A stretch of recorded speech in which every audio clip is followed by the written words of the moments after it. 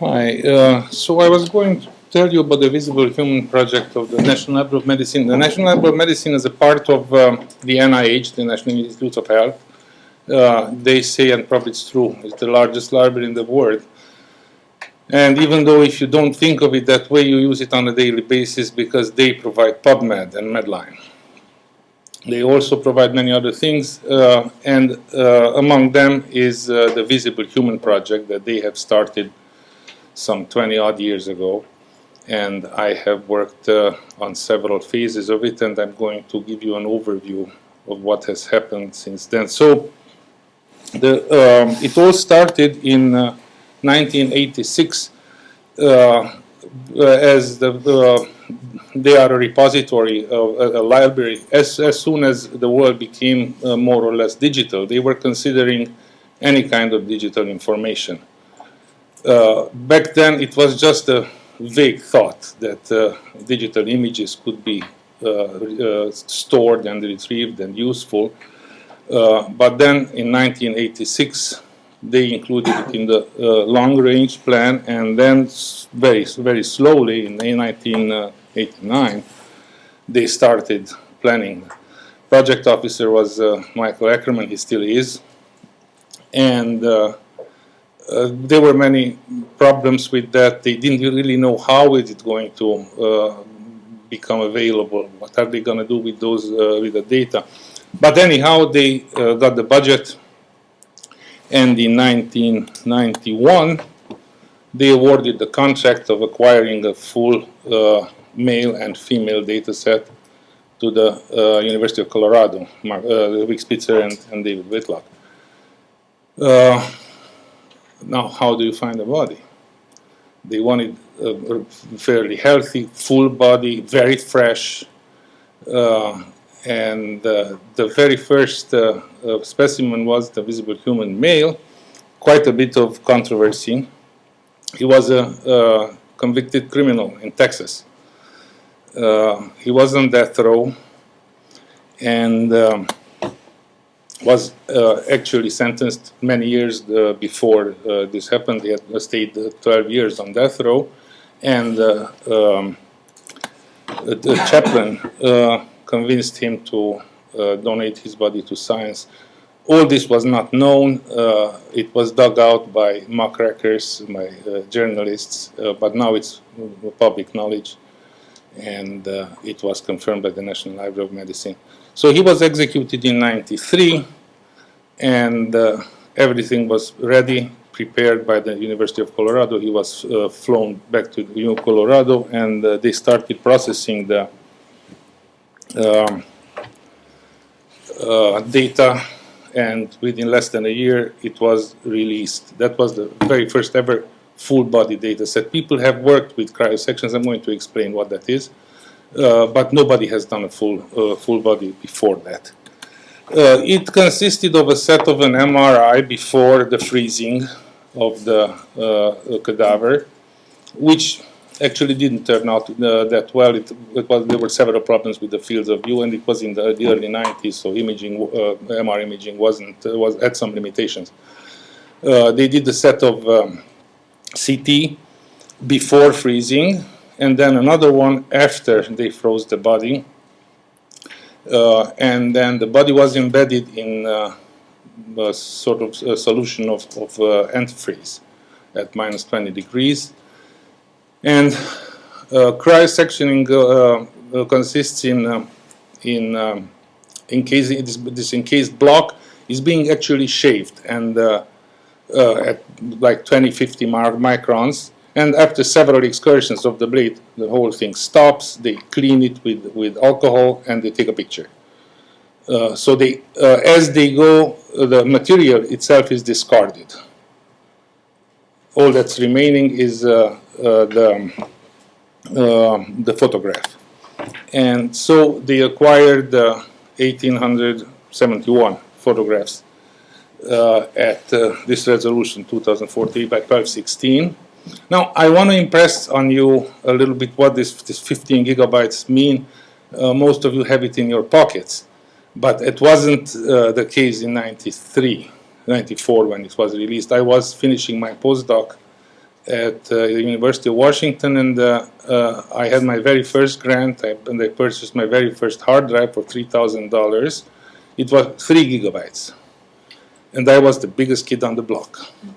Then later on, when I moved to Harvard, that was one of the biggest image analysis labs in the world, had 50 gigabytes total.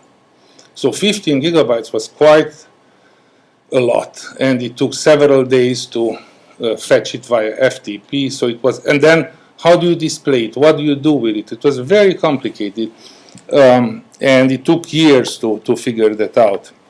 Now they also did a set of ordinary film on a Hasselblad camera. They looked better, and eventually they scanned it. That was 45 gigabytes, released a bit later, but after all, not many people have used it. Too big and inherently difficult to handle because there was no, it wasn't registered. The electronic is, the digital images are registered by definition, but these had to be registered by hand, and it didn't work well. Nevertheless, we used it a little bit, but nothing significant. So the visible human male had a pixel size of 1/3 of a millimeter, but the gap between the slices was 1 millimeter. So it was anisotropic. That also posed some problems. At any rate, in the beginning, nobody had the computing power to use the color images. And the very first work has been done by GE. Bill Lorenzen, who wrote the marching cubes algorithm, he took the CT scans and came out with the first visualization images of the visible human, which looked like that and not very useful. But those were the only options, and we had to look at what can be done. So he got the skin, he got the skeleton, he tried his hand on the inner organs, and this is what he got. Now, if you take that off, you see those are the large intestine, parts of the muscle, and parts of the bones. Now, at that point, I finished my postdoc at the University of Washington. They just released this data, and I was supposed to move to Harvard, but there were some problems with funding. And I had one more paycheck to go. After that, I could file for welfare. And I got the only job offer for this kind of thing in the whole United States at a small company in Iowa. That was the dot-com bubble. So I wound up in a place where my accent was just intolerable, my manners just so, and it was in the middle of the cornfield. They had like 200 silicon graphics machines, a few terabytes of storage space, funding plenty. So actually that was a blessing in disguise. It was a small town.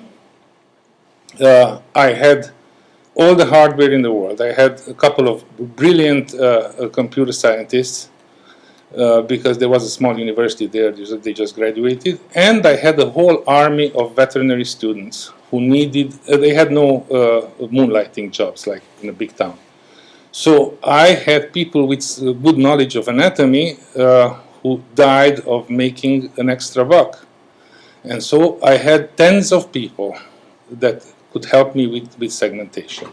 The programmers wrote the programs, these guys did the segmentation, and that's when I started wearing glasses because I had to verify everything. But we got some stuff that nobody else got. Here are some images of that. So we always worked on the whole body. When we started segmenting with brute force, everything, vascular system, muscular, bones. Bones were easy because we used the CT scans. And I'm just going to give you an idea of what has happened there. Then the computer scientists started playing with virtual reality and with the visualization. If you can see, I don't know how well you can see that this is pretty flat. Here they introduced some shadows, and so they worked with the know-how coming from California. from Industrial Light and Magic. We were using pretty much the same kind of machines as Hollywood, right in the middle of the cornfield, and no distractions. So we really could work 12-hour days because there was nothing better to do. Here are a couple of examples. That's segmentation of the large intestine. You can see it has a doligo colon. And on the other side, that one is, here you have the portal system, the kidneys, and this would be the spleen. And behind you can see the large vessels. And all this done, there was no other way of doing it, and actually there isn't still, because we don't have a gold standard. People with some working knowledge of anatomy, looking at those things and see what they get. And when they were making mistakes, we had to go back, edit it. Here's another example: the skeleton and the brachial plexus running in the axilla, or here the arteries and the veins of the upper extremity wrapped around the skeleton. What made us very enthusiastic, and that was one of the great advantages of the visible human, that you could see real anatomy in situ and dissect it and go back. Because usually once you dissect something, it's gone. And it starts moving and shifting, while here we could see exactly the relationships of the organs that were in fact remote, but important clinically. I'm going to show more examples. Here, for instance, we went through the lower extremity, did the musculoskeletal system. Then when I'm going to jump here just a bit and then I go back, when the visible human female came out, we did some comparative anatomy of the male and female pelvis. But again, what I was especially most fascinated in, that we could see the relationships, which otherwise people can imagine with some effort, but some they can't even imagine. Now this is clinically not very relevant, but I still like this picture. This is the visible human male's left testicle as it casts a shadow on the bone. And this is the normal anatomical position in situ. Of course, as soon as you dissect the scrotum, you will not have the testicle there. And this illustrates the potentialities of this digital, the computational anatomy. Well, we also started playing with a combination of 3D and 2D anatomy. This is the heart, again, superior view in situ as it would be in the chest, just looking from above. And we started peeling away. Once it was all delineated and segmented, we started peeling away layers so we can see into the chambers of the heart. This would be the left ventricle, this would be the right, and actually this part, you can see it here well, but that's the right atrium. And all this was done on this sort of software that was being developed as we were using it and according to our specifications. Since everything was going well, we got serious funding from at the NIH, from the NLM, to continue. So that was our first contract with the NLM. And some of this work is being made available by them. I'm going to talk about that later. Here, for instance, I don't know how well you can see those outlines. This is how the outlines were being made. So points laid down, and around them splines were being fitted. They were called non-uniform rational B-splines for those who care. And those stacked, I'm going to show some images in a second, would make the 3D object. We converted them into label maps, so it's more portable on different platforms, and this is how the NLM eventually used them. Here's an example of the bronchial tree. And you can see those are hundreds of circles around around each section of the bronchus that are being then extracted and fitted into a 3D object. So pretty much this is what we've done. Now the data set, that was the first ever, and we shouldn't judge it too harshly, but it had some problems because Nobody knew how to handle a whole body. He was a 6-foot tall guy, 200 pounds, and once they started the freezing process. There were some artifacts. For instance, here you can see how the spinal cord is being shifted inside the spinal canal. It wasn't controlled for. And even worse, unfortunately, the brain of the visible human male wasn't that hot. They started the freezing from top to bottom, and so the brain oozed out through the foramen magnum. And actually, this one here between the muscles is a piece of cerebellum. And here you can see also cerebellum around in the spinal canal.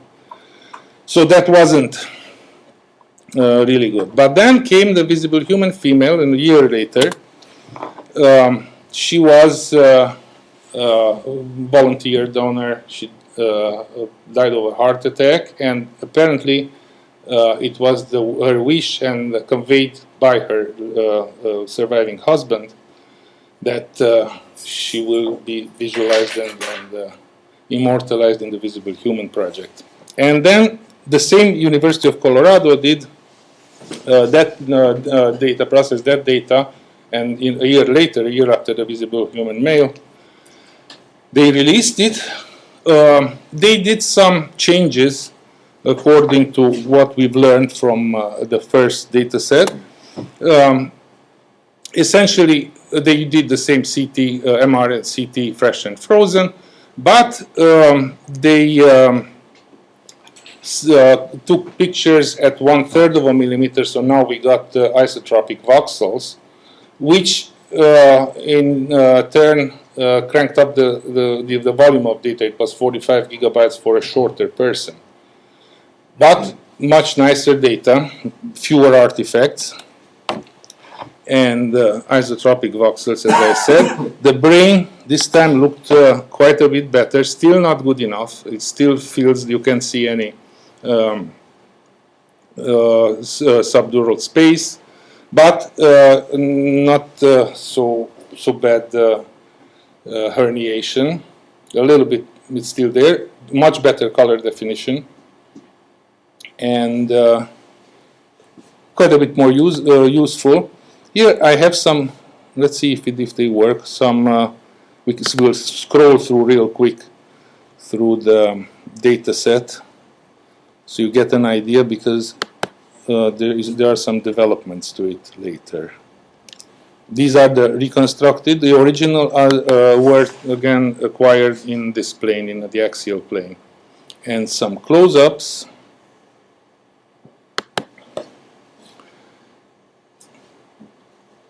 It's getting there.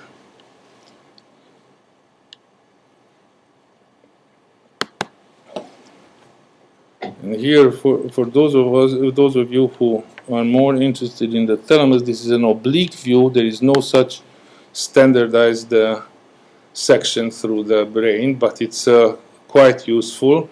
Now, as these things happened, everybody was also developing software. This one was created, you see the logo, but it's very small, EPFL. It's Polytechnic School in Lausanne. And I did it on their software. Very, very interesting things can be done on that.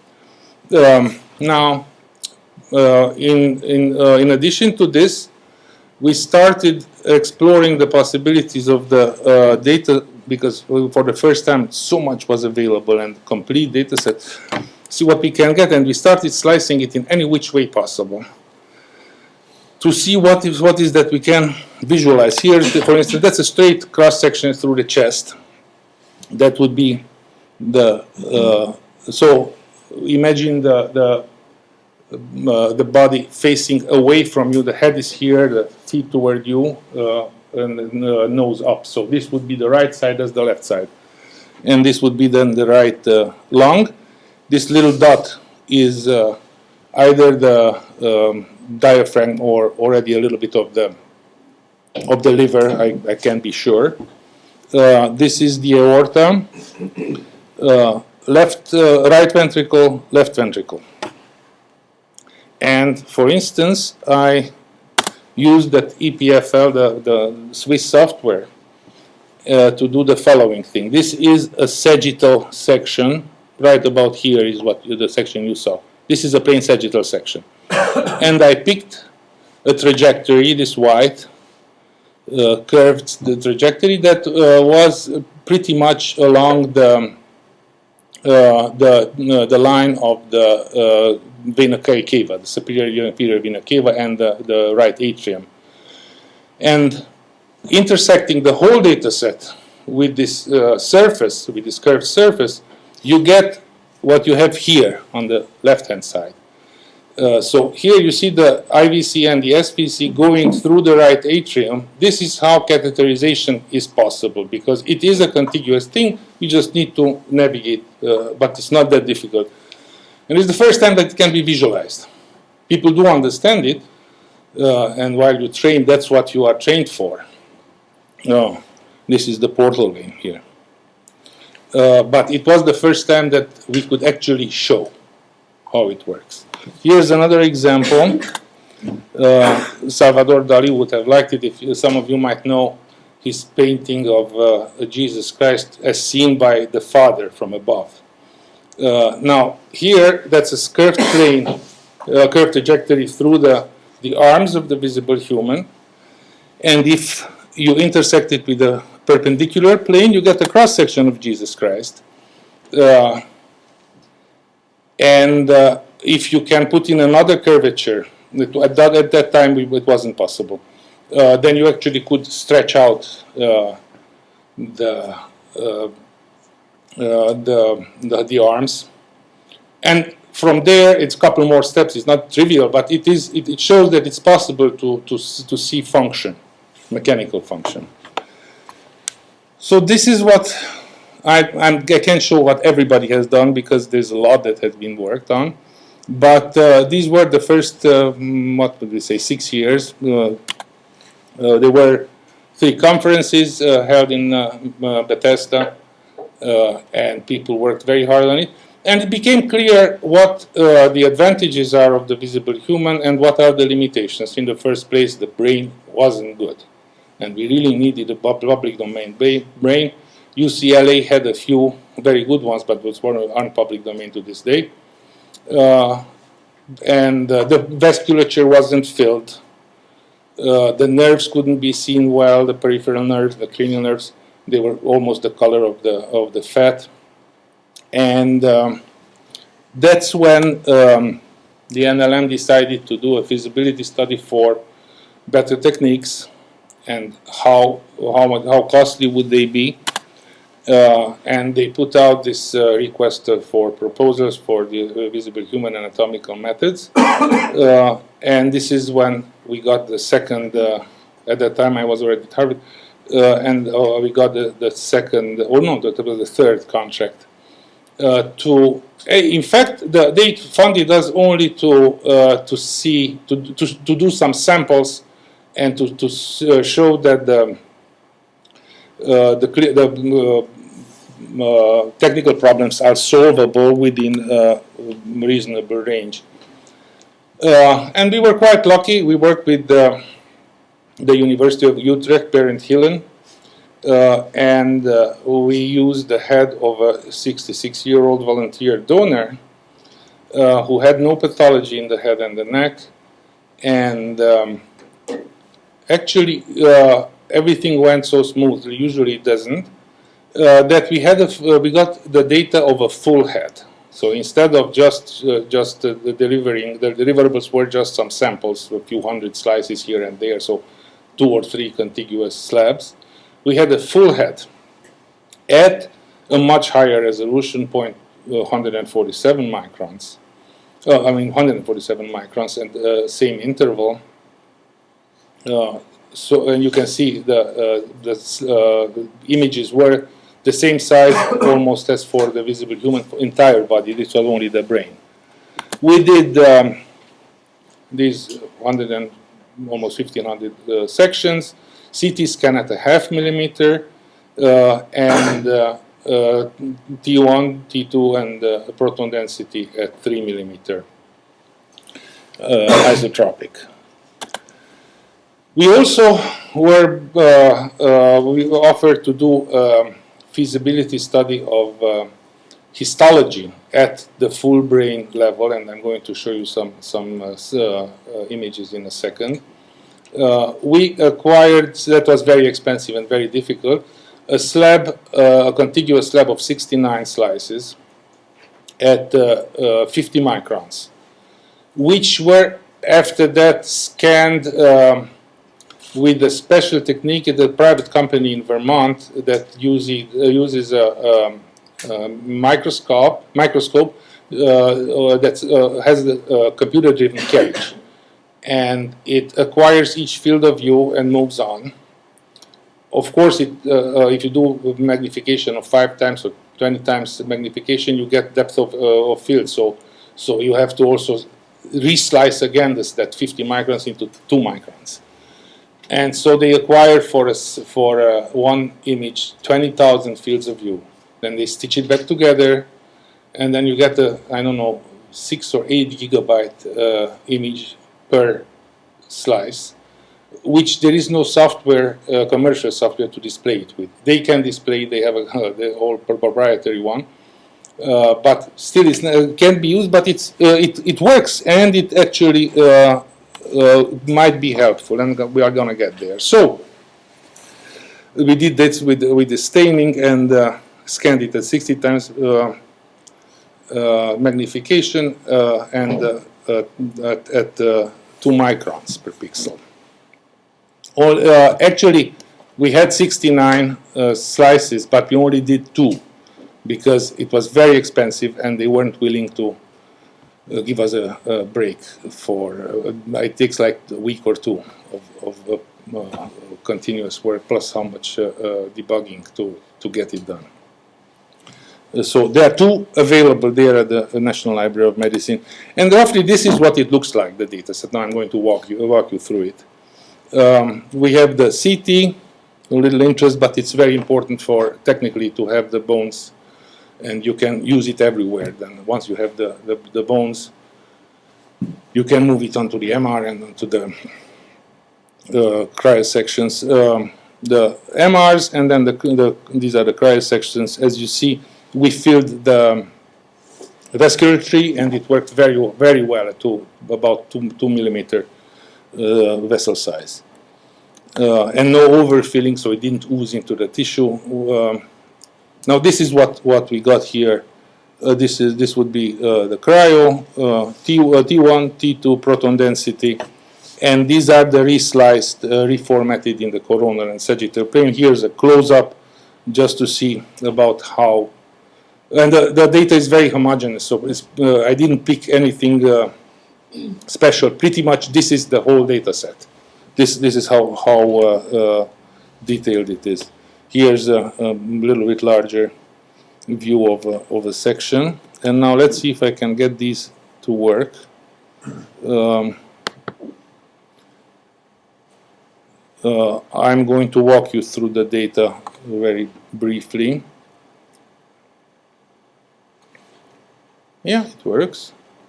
Now let's see if I can stop it where I want. Here, let's see, to see the thalamus, and here we. Okay, that didn't work, but never mind.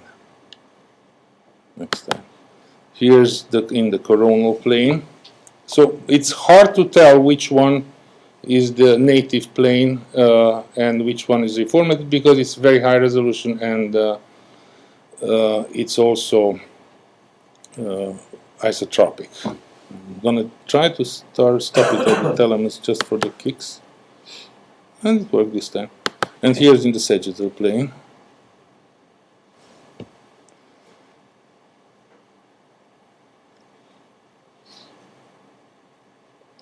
Now, actually, we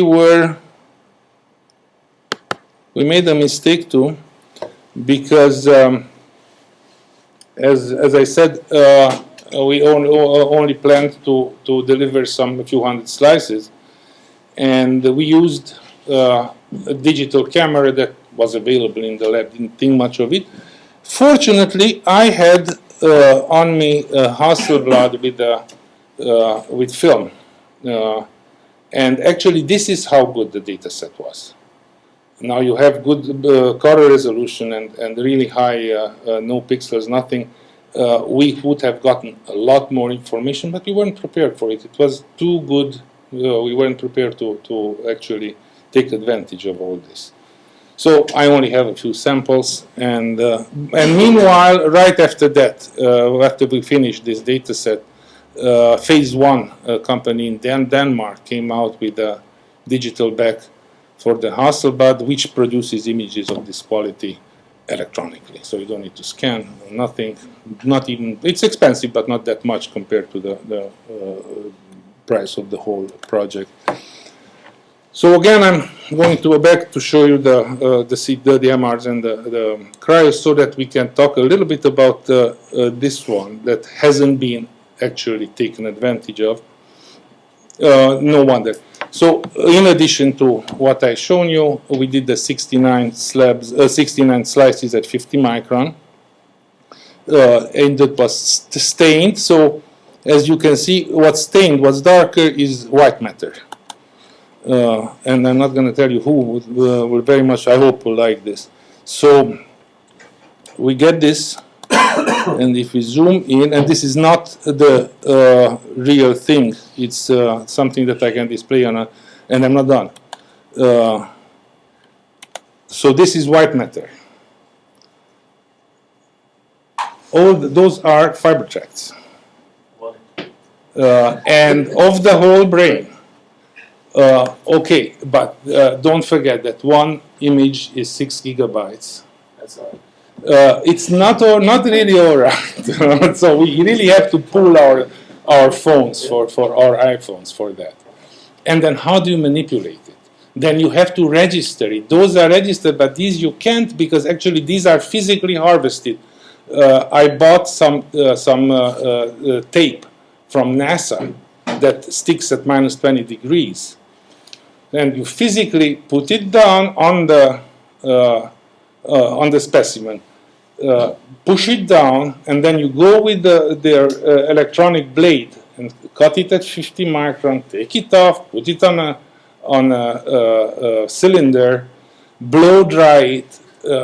So it's quite a bit, and if you go back here, you see these kind of cracks and artifacts. Of course, they can be worked out. That was the very first time it has ever been tried. But it's a lot. And if you want only one hemisphere, That's all right. that's all right. Okay, okay, let's write a grant. So that's what I was going to show you. That nobody has ever used it. I delivered it to the NLM. It's available. Feel free to take it. I have no idea how you're going to visualize it because it's 2 gigabytes, 6 gigabytes a piece. They don't know how to use it. They store it for whoever. But nobody has ever used it. I'm sure I show it every now and then. Look how cool. But and then you have to register it, and then you have to write some very sophisticated software to follow these fiber tracts at such an amount of data. So it's a lot of computing there. A lot of computing that translates into a lot of money. So Peter, who's got the copyright for this? this is public domain, no copyright. It's just like PubMed. Go, ask, and thou shall be given. So 10 years ago, you know, white matter was not so fashionable as nowadays. I mean, there is a scope here to come up with that kind of a 21st century data examples of white matter with this. Just seems. So we have the know-how. That's why I did it, because I knew that someday somebody might have it. Just like in '86, it was unconceivable to have 15 gigabytes of photographs. In 2002, it was inconceivable to have 6 gigabytes per image. But someday we will somehow handle it. So there's a proof that it works. It can be done. There's much that has to be ironed out. But So this is available from top to bottom? no, this is a so out of 69 slides, I scanned with a flatbed scanner all 69 at highest like 900 pixels per inch or something like that, with a flatbed scanner. And only two images were done by Micro Brightfield, that's the name of the company, and they did microscopically 20,000 fields of view stitched together and delivered to the National. So National Library of Medicine has 69 plus another 2, and that's it, just as a proof of concept. Are those sectioned through the occipital lobe? No, no. They are like right here. Let me go back here. Yeah, you have a little bit of occipital lobe, but not much.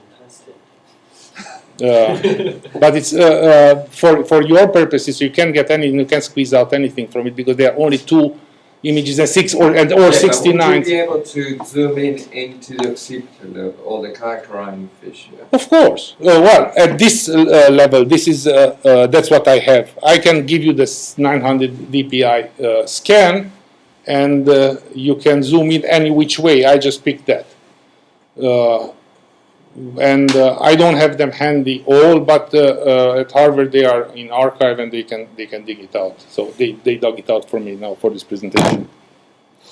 And then finally, so that's what we had. But I still like to use my thumb. I like books, and so we did a book, an atlas, which looks pretty much this way. So you have on the left page, you have the image of the cryo section. On the right page, you have the outlines and all the labels numbered. I don't know how you feel about it, but I think Saint Sebastian is the patron saint of medical illustrators with all those things there. I don't like them sticking out from the image, and that's why I prefer them numbered. And the axial plane has the corresponding the radiology. Then the next section is the coronal. In the coronal, I included a couple of close-ups. This is the thalamus, and I would bet $10 that they are correct. We worked very hard, and then the third section contains the sagittal. Pretty much the same thing. On the left-hand side is the cryo sections, right-hand side the outlines and the labels, and I had a set of MRs in the sagittal plane. I used those two. I couldn't reformat the MRs because of the resolution. Maybe next time. I had some problems with radiology. I wasn't at home. I was at Utrecht, and they were not really keen on spending the whole night scanning it over and over again in different planes. And I would do that again with native scans in all planes, all unorthodox planes, plus some DTI. I would do a little bit better this time. So that was the imaging part, and this is where the Visible Human project imaging part stopped. So far, they didn't go farther. They didn't commission another whole body. They were considering to do a child, but that hasn't happened yet. This data is, again, all freely available, just like PubMed. You have to sign a contract, which actually doesn't bind you to anything other than if you produce something commercial, give them a copy of it. As a matter of fact, Mike Ackerman told me that they don't have any means to enforce it. So if you do, fine. If not, they still give you the data. But I want, before I finish, I would like to just talk about 3 more things that's also linked to the Visible Human project, and it might be of some help. They have this annex line. I just plundered them straight from their website. It's and in anatomical image base that it's linked to the unified medical language system with terminology and all. It's quite nice. And this ANAT quest that I have worked in the beginning while I was there in Iowa, I delivered those label maps. It was for the chest. And then they built a software and a visualization end to it. And I've seen it once, but it wasn't working. It's not maintained because there is not much demand for it. But if anyone is interested, they would let you use it, and they would be actually very happy to have someone use it. And the third thing, which is the most important for few people, is that they have an ongoing effort. I've been involved in it until a few years ago.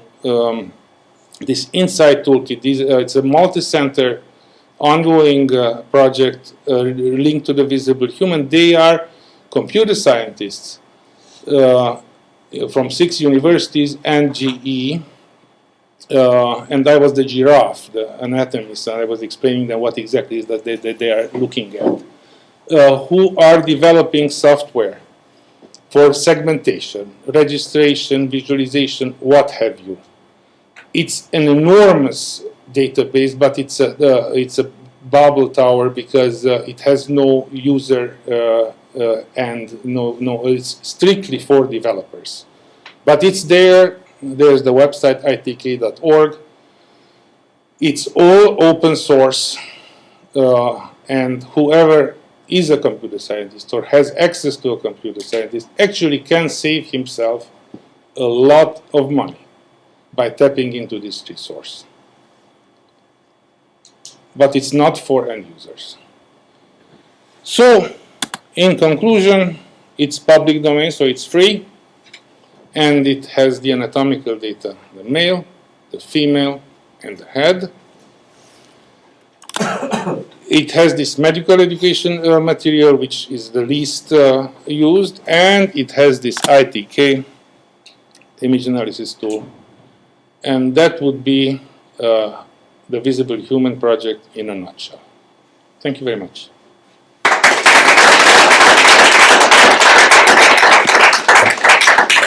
Questions? Yes. I just have a comment.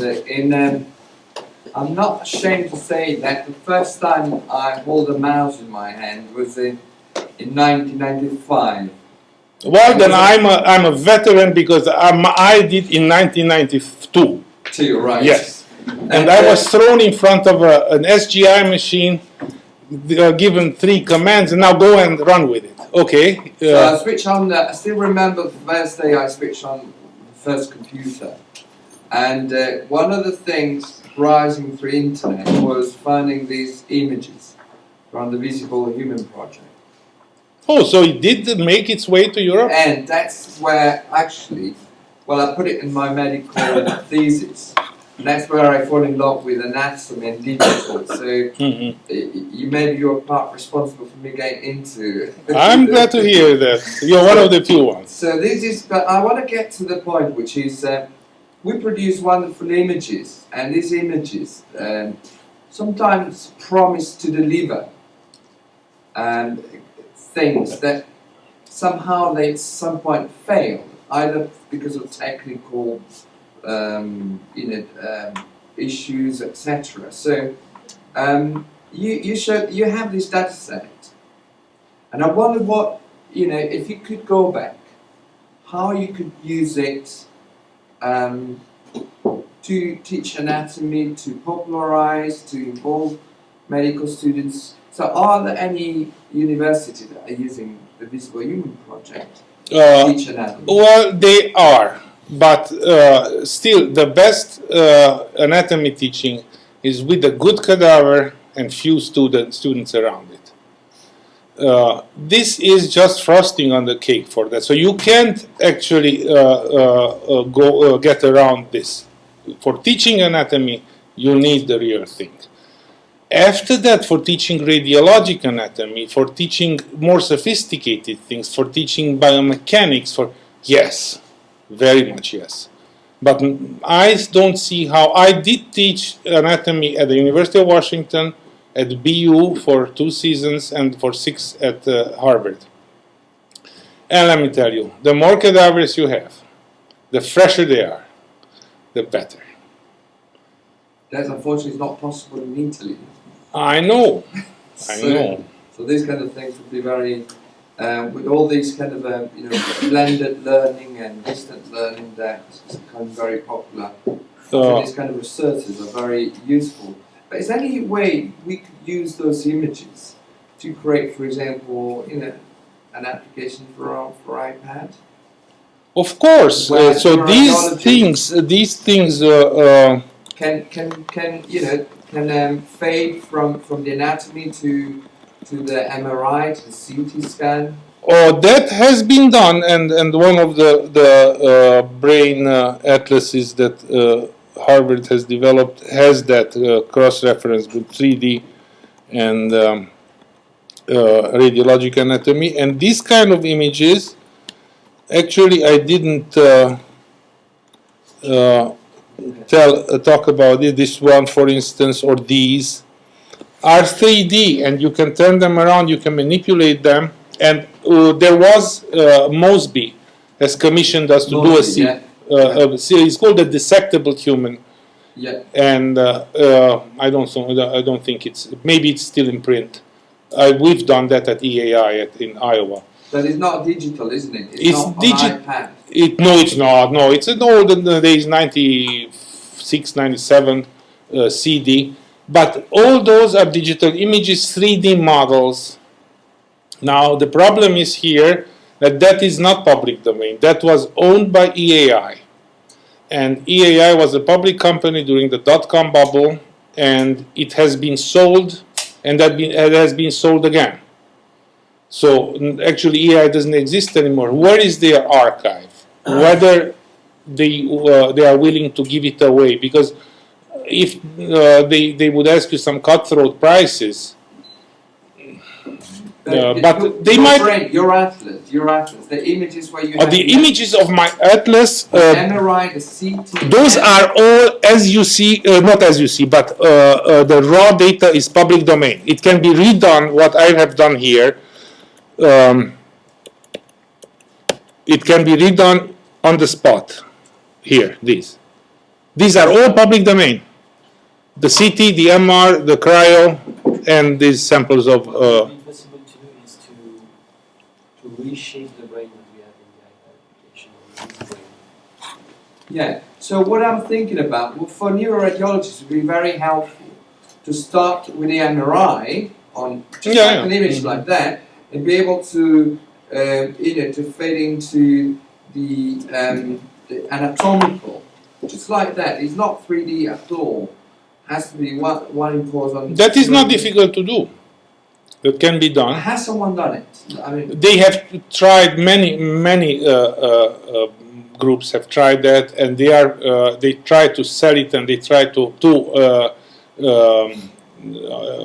radiologic vendors, to manufacturers. Philips, Siemens, GE was working on its own. That was before iPad, wasn't it? It was way before iPad.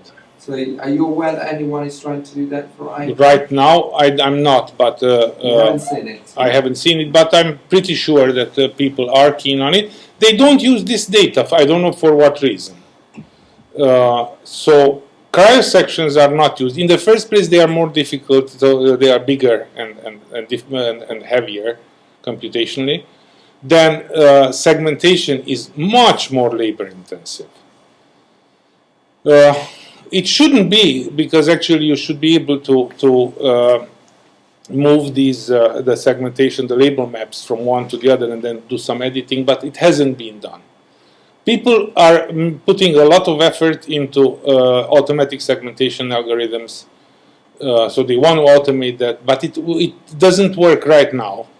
It's not readily available. It's a problem of geometry and shape definition, and actually how to transfer anatomical knowledge. So that's why, since we don't have an automated way, it's very labor intensive. It's 1,500 images. And unless you have such a fortunate circumstance as I had in Iowa of having 40 or 50 students, well, not all at the time, but at any given time I had 15, 20 students to work with. You can accomplish something, but that's not very easy. So that was just a fortunate moment with a very ambitious little company in a very ambitious little, very inactive little business-wise town. How do you do that? Well, yeah, of course, you have to rescale it and have a lower resolution. So, yes, it can be done, but those are the bottlenecks.